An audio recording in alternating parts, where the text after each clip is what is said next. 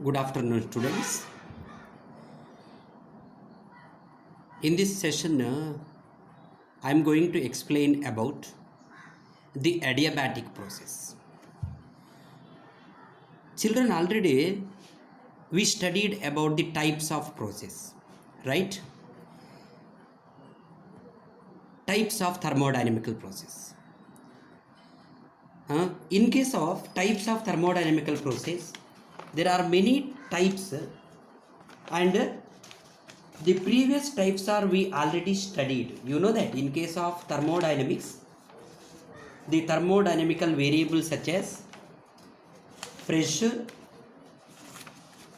volume, temperature, heat. You got it, no? So what is that? Already you know that. Pressure. Next, volume. Volume. As well as temperature. Temperature. Then heat. And later you know temperature is related to internal energy. Internal energy. Right? All these are different thermodynamical variables. They will change when you supply the heat. All are interrelated, right? Now, our duty to understand what about the types of thermodynamical process. Types of thermodynamical process. Right? Process. And depends on these parameters. Already we learned if in any process pressure of the system remains constant. Pressure of the system remains constant. Then such process is said to be isobaric process. We studied already. Only my intention to now recall all the types of process what we studied already.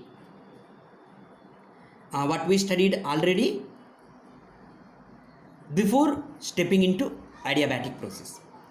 Isobaric process. What is the meaning of isobaric process? In case of isobaric process, if you can see in isobaric process, the pressure of the system remains constant, right? So what is that? If you see any process in which the pressure changes from P1 to P2 in general. P1 is initial pressure, P2 is final pressure. But in case of isobaric process, P1 is equal to P2. If you find out the delta P is equal to P1 difference P2, it is nothing but 0.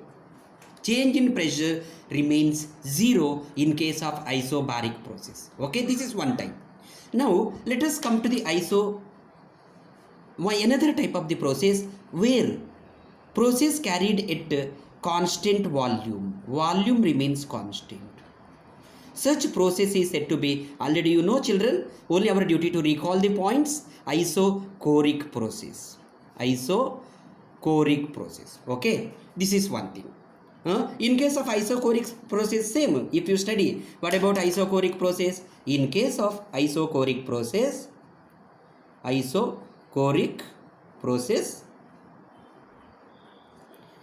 volume changes from V1 to V2.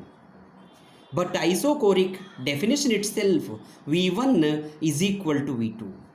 That indicates that delta V is equal to V1 difference V2 is equal to 0. Now, we studied already about the isothermal process. What is isothermal process? Let us try to understand. When temperature of the system remains constant. Temperature of the system remains constant. Okay, what does it indicate? Such process is said to be isothermal process. Okay, isothermal process. isothermal process. This is one case. In this case also same. In case of isothermal process,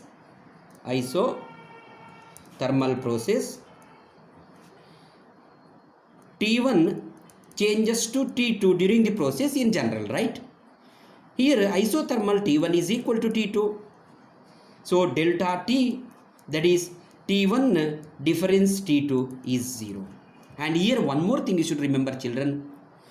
Internal energy of the system is directly related to the temperature. So what you can say, if temperature remains constant, internal energy remains constant.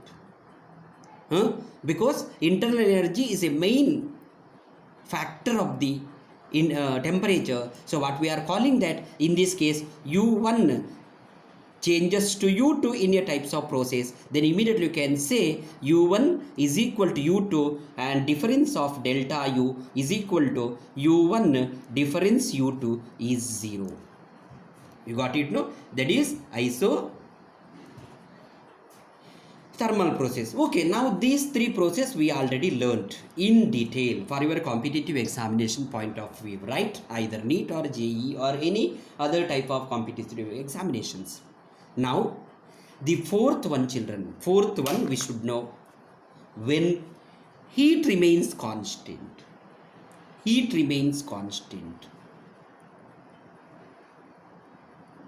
then such process are said to be adiabatic process. Okay, when heat of the system remains constant, such process is said to be adiabatic process. So children, in this video, let us try to understand what are all the consequences as well as the topics involved in the adiabatic process for our competitive examination point of view. Okay, let us try to solve some relevant problems at the end of this session. Okay, so see here, now let me step into in depth of adiabatic process. Okay, adiabatic process.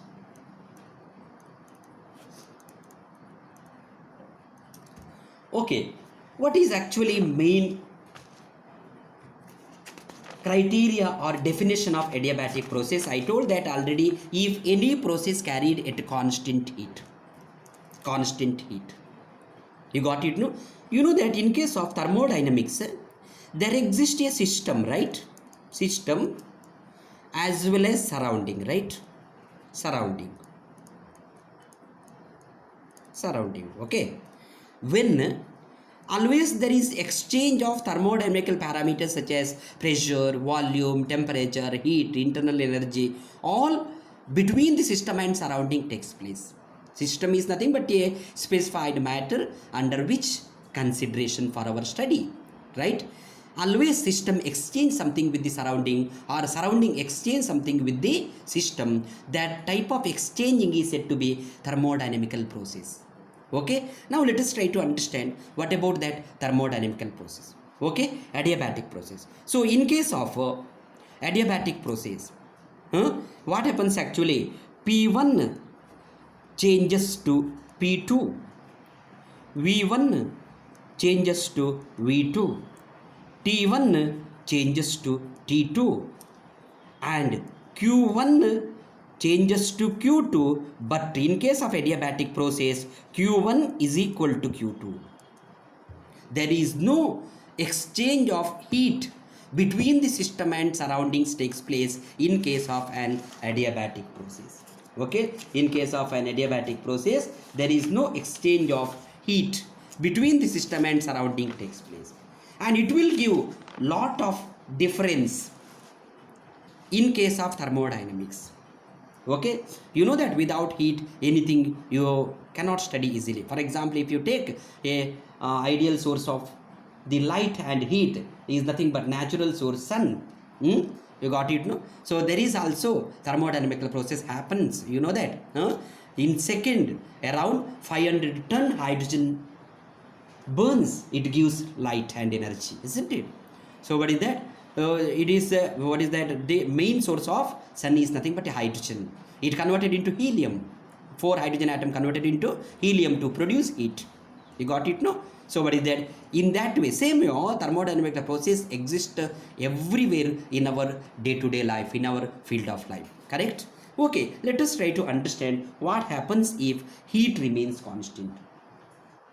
You got it, no? In practice, adiabatic process can be realized only the system is thermally insulated from the surroundings.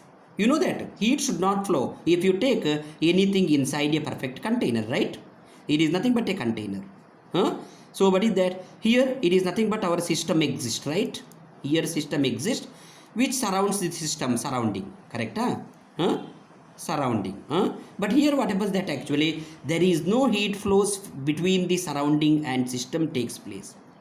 Q. It never flows. You got it, no? There is no exchange heat between the system and surrounding. What does it mean?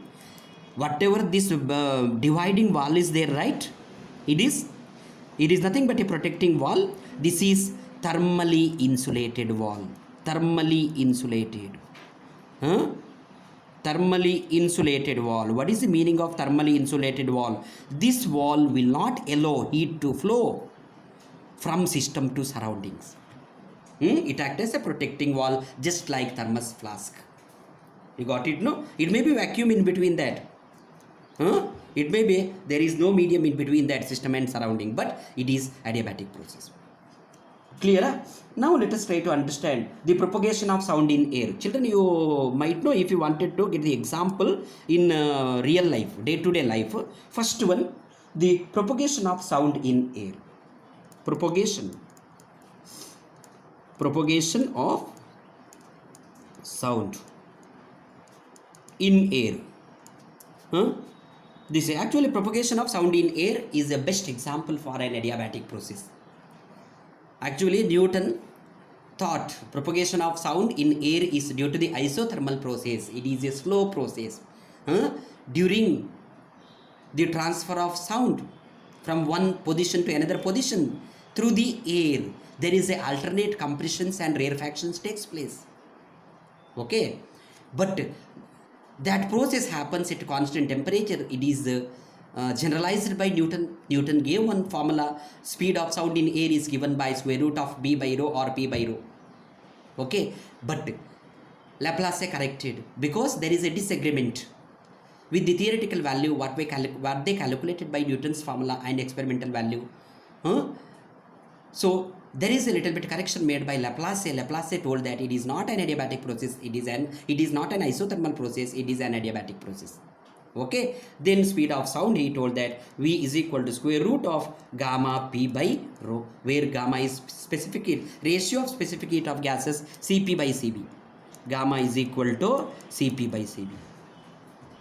Okay. The rho is density in which that sound flows. Density of the medium. P is the pressure. You got it, no? Second example, if you take, what is the second example for adiabatic process? The bursting of a tire. Bursting of a tire. It is a sudden process of a tire. You got it, no? Always adiabatic process is a sudden process. You should know, children. Okay? It is a sudden process. Is it clear? Okay. Now let us try to go different steps involved, or what are the methodology, what are the concept we should remember for our competitive examinations in case of an adiabatic process. Already, as we learned, in case of an isothermal process, there are different situations, right? Okay. Now what we will see? Now first one, first character. In adiabatic process, delta Q is equal to 0. Children, already we studied what about first law of thermodynamics. In case of first law of thermodynamics, correct? First law of thermodynamics, delta Q is equal to delta U plus delta W. Delta U plus delta W. Okay, one thing. Next, now if you study what about heat capacity or molar heat capacity? Molar heat capacity. molar heat capacity in case of adiabatic process is? Because what is molar heat capacity? Already you know, if you say C is the symbol for molar heat capacity, C adiabatic is given by rate heat flowing in 1 mole of or n moles of gas when there is a change in temperature delta T. Okay, so C adiabatic is delta Q by N into delta T, where N is number of moles, delta Q change in heat, delta T is change in temperature. But in case of adiabatic process, since delta Q is 0, anything by 0 by anything is 0, you know that, so it is no doubt it is 0. But if you see what about the isothermal process, that is C isothermal heat capacity, molar heat capacity in case of isothermal process, that is delta Q by N delta T is equal to infinity, since delta T is 0 in case of isothermal process. Correct? Delta T is 0 in case of isothermal process. I think you understood. Clear? Okay, let me proceed. The next step. So C adiabatic, C isothermal, we come to know that. Okay. Now let us try to move the next point of the adiabatic process. Okay. What is the next point? Let me explain. See here, already we studied one point. The second point is given by, if you see the second point. Okay. What is the meaning? Second point. According to the first law of thermodynamics, already I told that delta Q is equal to delta U plus delta W. Delta W. Okay. Then what happens that in this case, anyhow delta Q is 0 for adiabatic process, correct? So you can you write it is 0 is equal to delta U plus delta W? Isn't it? So what you can write? Now you can change. What about the work done? Work done is nothing but negative of delta U. Work done is nothing but the negative of delta U. What does it indicate? The work done by the gas equal to the decrease in internal energy. So what does it mean? The work done by the gas. Work done by the gas. By the gas equal to decrease in internal energy. Decrease in its internal energy. Internal energy. Work done by the gas is equal to the decrease in the internal energy. Correct? So what you are getting? Now there are two types, children. What you can think that, what is work done actually? In case of thermodynamics, work done is given by volume change, right? Work done or delta W is equal to P into delta V. P into delta V, where P is the pressure, dV. dV is nothing but V2 minus V1, or difference of that. Final volume minus initial volume. If you see dV is negative, then delta W is equal to negative. dV negative means volume decrease. Volume decrease means we will call compression. You studied mechanical properties of solids, right? Volume decrease on applying the pressure. So what is that? Here compression takes place. So there are two types of adiabatic process. Imagine instead of that, if you say V2 minus V1 is equal to dV is positive. And this is nothing but what we are calling, it is compression, right? It is compression. And in this case volume increase, that is expansion. Expansion. So if dV positive, expansion takes place, dV negative, compression takes place. Whatever, either expansion or compression, work done is given by P into dV. You got it, no? So what is that? Work done either by compression or expansion takes place. And if the process is adiabatic, there are two types of work done. One is adiabatic expansion, another one adiabatic compression. Adiabatic expansion to adiabatic compression. Adiabatic compression. adiabatic expansion and adiabatic compression. Okay, there are two parameters. Then if you say in this case, so what you are taking in case of adiabatic expansion, delta W is positive. Delta W is positive. If delta W is positive, delta U is negative, because you know that positive work done in case of adiabatic process is due to decrease in its internal energy.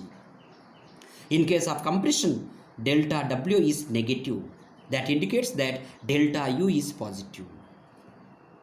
So you should remember, you got it, no? So what you are calling in this case, if delta U is negative, delta U negative indicates that the temperature decreases. Delta U negative implies temperature decreases. Temperature decreases. If delta U positive, that indicates that temperature increases. Temperature increases.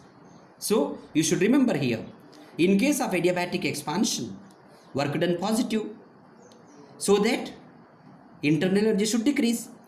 If internal energy decrease, temperature should decrease, because direct relation. In case of adiabatic compression, delta W positive, then the delta W negative, so that there is increase in internal energy, so temperature of the system increases. You got it, no? These are the types what we are calling. Okay, so what is that? These are the things what we should know. Now let me move towards various relations in case of adiabatic process. Various relations in case of adiabatic process. Various relations in case of adiabatic process. Okay, what is that actually various relation? There are many relations towards your competitive examinations. You should remember, children. First relation between P and V. Relation between P and V. Second, relation between V and T. Relation between V and T. Next one, relation between P and T. All relations are important towards your competitive examination. But your board exam, this much not required. Okay, you can just give relaxation for some topics. P and T. Next one, fourth one, relation between P and rho. Relation between P and rho. Okay, you should remember relation between P and rho. Then that things, what is the relation between P and rho over? Same way, next you should remember fifth one. It is 3 over, in this it is okay. Now later we will go for the slope of the adiabatic curve. It will leads towards the compressibility, all those things later we will discuss. Now let us try to understand relation between P and V, relation between V and T, relation between P and T, relation between P and rho. All relations are important in case of an adiabatic process. Okay, what are the relations actually? Let me try to explain you. Okay, now first relation between P and V. Relation between